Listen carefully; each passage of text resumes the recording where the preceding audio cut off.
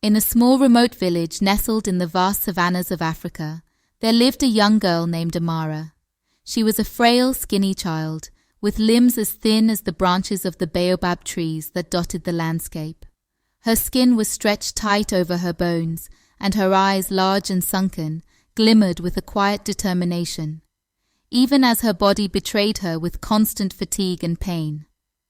Amara had not always been this way. Once, she had been full of life, running through the fields with her friends, laughing under the wide open sky. But illness crept into her life, like the shadow of a vulture circling above. It started as a cough, persistent but not worrisome. Then, her strength began to fade. The villagers, wise with ancient remedies, tried everything they knew, herbs, chants, and prayers to the ancestors.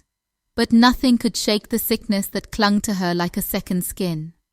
Her mother, Nyah, watched helplessly as her daughter withered away, her heart breaking a little more each day. The village healer, an old woman named Mama Zola, had told Nyah that the illness was beyond her knowledge. "The winds are strange," she had said, staring into the distance. "There is a spirit in the air, one that steals the strength of the young." Though Amara's body grew weaker, her spirit remained fierce. She would sit by the riverbank, listening to the wind whispering through the tall grasses. "The wind carries secrets," she once told her mother. "It tells me stories of faraway lands, of hope and healing." Nyah, desperate to save her only child, clung to these words like a lifeline. One night, when the stars burned bright against the velvet sky, she made a decision. There was a distant city, far beyond the savannah, where a modern doctor might know what the village could not. It was a journey of many days, a journey fraught with danger and uncertainty. But Nyah could not sit idly by and watch her daughter fade. The next morning, Nyah bundled Amara in a shawl, her small body light as a feather. The villagers gathered to say their goodbyes, their faces etched with worry and hope. Mama Zola pressed a small pouch into Nyah's hand. "For protection," she whispered, her voice thick with emotion. The journey was grueling. The heat of the sun beat down on them during the day, and the cold winds bit at them during the night. Amara, though weak, kept her eyes on the horizon, whispering to the wind as if it were her old friend. Days passed, and as Nyah's strength began to wane, she feared they would not make it. But one evening, as the sun dipped low, painting the sky in hues of gold and orange, they reached the outskirts of the city. The tall buildings loomed in the distance, a stark contrast to the simplicity of their village.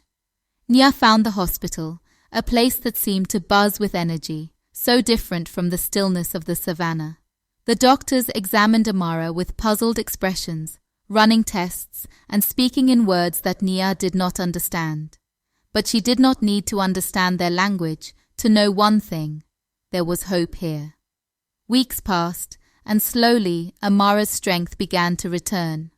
The medicines they gave her, combined with the resilience of her spirit, began to fight back against the illness that had ravaged her body for so long. One day, as she lay in her hospital bed, she heard the familiar sound of the wind whistling through the window. "We will go home soon," she whispered, a small smile playing on her lips.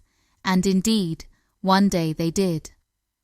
Nyah and Amara returned to their village, the people rejoicing at the sight of the girl who had once been at death's door, now standing tall, thin but strong, with a glimmer of hope in her eyes. The wind carried their laughter across the savannah, as if to tell the world that even in the face of illness, there is always the possibility of healing, if one listens closely to the whispers of the wind.